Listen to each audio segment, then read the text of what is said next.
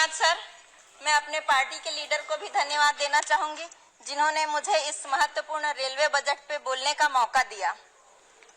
Railway दुनिया का सबसे बड़ा सार्वजनिक उपक्रम है। रेल कोई जात पात नहीं देखती, सभी धर्म सभी संप्रदाय के लोग रेलवे में सफर करते हैं, आवागमन का प्रमुख साधन है। रेल हमारे देश में, पूरी दुनिया में जब एनडीए की सरकार थी तो उस समय रेल विभाग की एक अलग पहचान थी। वो बात अलग है कि अब रेल को दूसरे विभाग में मर्ज कर दिया गया है, तो इसकी रेल विभाग का जो ग्लैमरस है वो खत्म हो गया है। हम जब छोटे थे तो रेल में तीसरे दर्जे में सफर करते थे तो कहते थे कि हम महात्मा गांधी के दर्जे में सफर कर रहे हैं और अपने आप में गौरवान्वित महसूस करते थे।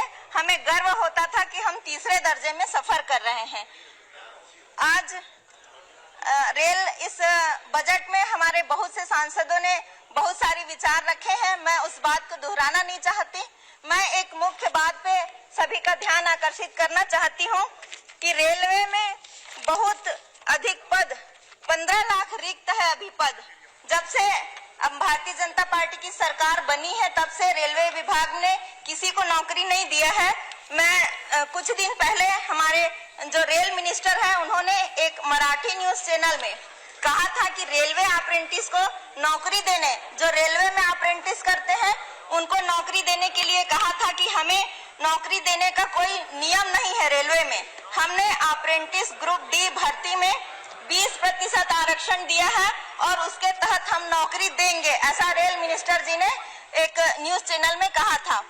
माननीय, मैं मंत्री जी को इस सदन के माध्यम से बताना चाहूंगी कि लगता है कि आपको आपके विभाग वाले ने गलत जानकारी दी है, या नहीं तो आपने पिछला रिकॉर्ड, पहले का कोई जानकारी नहीं लिया है कि रेल विभाग में किस ढंग से नौकरी दी जाती है। पुराने नियम की आपने जानकारी नहीं ली है।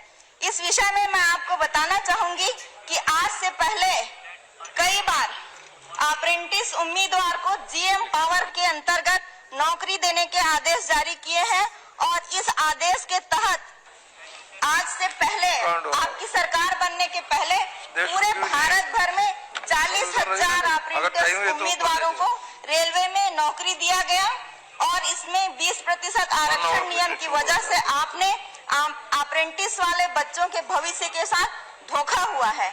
आपसे पहले सभी रेल मंत्री ने सीधे अप्रेंटिस उम्मीदवार को रेलवे में सीधे भर्ती का आदेश जारी किया है।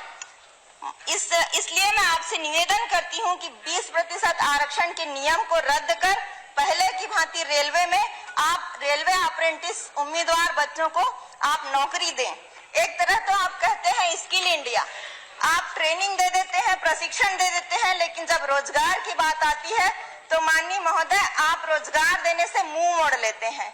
ऐसा नहीं होना चाहिए। जब आप स्किल इंडिया की बात करते हैं, उन्हें प्रशिक्षण देते हैं, प्रशिक्षित करते हैं, तो उन्हें नौकरी भी दें। आप उनके साथ धोखा कर रहे हैं, आप उनके साथ खिलवाड़ कर रहे हैं। अप्रेंटिस वाले उम्मीदवार बहुत गरीब परिवार के रहते हैं और जो 12th में 80 से 90% प्राप्तांक प्राप्त करते हैं, प्रतिभावान बच्चे रहते हैं, बहुत होशियार बच्चे, ब्रिलियंट बच्चे रहते हैं, गरीबी के कारण वो अप्रेंटिस करते हैं। माननीय महोदय, मैं बताना चाहूंगी कि अप्रेंटिस के दौरान उन्हें बहुत कठिन मेहनत और बहुत कठिन परिश्रम करना पड़ता है। आप बहुत कम तनख्वाह में उन्हें अप्रेंटिस देते हैं। यहाँ तक कि अप्रेंटिस के दौरान, माननीय मंत्री जी आ गए हैं, स्वागत है, बैठिए। अप्रेंटिस के दौरान कई लोग का हाथ पैर भी फ्रैक्चर हो जाता है, अपंग हो जाते हैं। उन अपंग बच्चों को भी आपके विभाग में नौकरी नहीं दी जाती। ये तो बहुत ही दुख की बात है कि अपंगता के बावजूद भी उन्हें नौकरी नहीं मिलती।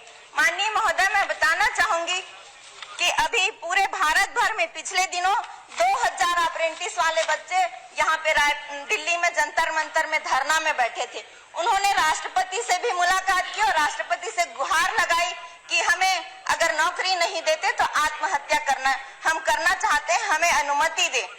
तो उस संबंध में हमारे राष्ट्रपति जी ने भी मंत्री महोदय से और प्रधानमंत्री जी से संपर्क किया था, बात किया था, लेकिन अभी तक पूरे भारत के किसी भी राज्य में उन्हें नौकरी नहीं मिली है।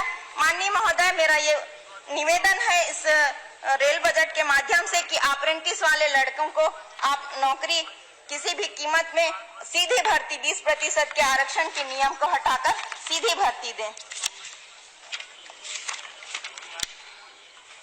हर शहर में रेलवे स्टेशन के आसपास बहुत जमीन खाली पड़ी रहती है।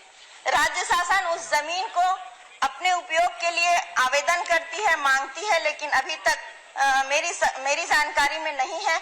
हमारे रायपुर जो बहुत बड़ा डिवीजन है, वहां पर 8 हेक्टेयर की मांग वहां के मुख्यमंत्री और वहां का नगर निगम का महापौर, वहां के पार्षद और वहां के कलेक्टर भी कई बार 8 हेक्टेयर जमीन को बीएसयू की मकान बनाने के लिए मांग किए हैं, लेकिन अभी तक वो मांग लंबित है।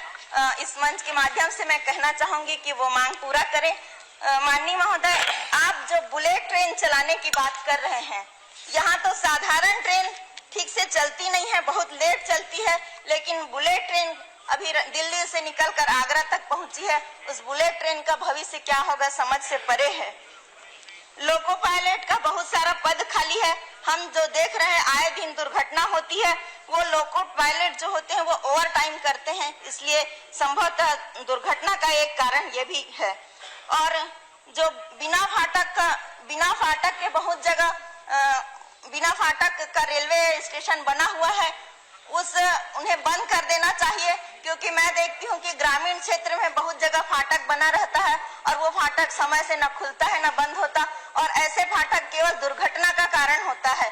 आदमी लोग तो जानते हैं कि यहाँ से नहीं गुजरना है, रेल आ रही है, लेकिन गांव के बहुत सारे मवेशी और जानवर जिन्हें कोई जानकारी नहीं रहती और खुले एरिया में ओपन फाटक रहता है, तो आए दिन उससे गाँव के मवेशियों की दुर्घटना होते रहती है। तो ऐसे फाटकों का कोई औचित्य नहीं है।